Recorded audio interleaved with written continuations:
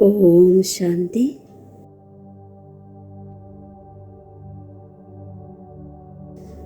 സദാ അതീന്ദ്രിയ സുഖത്തിൻ്റെ അനുഭൂതി ചെയ്യുന്ന ഇളകാത്തതും അഖണ്ഡവുമായ സ്വരാജ്യത്തിൻ്റെ അധികാരിയായി ഭവിക്കട്ടെ.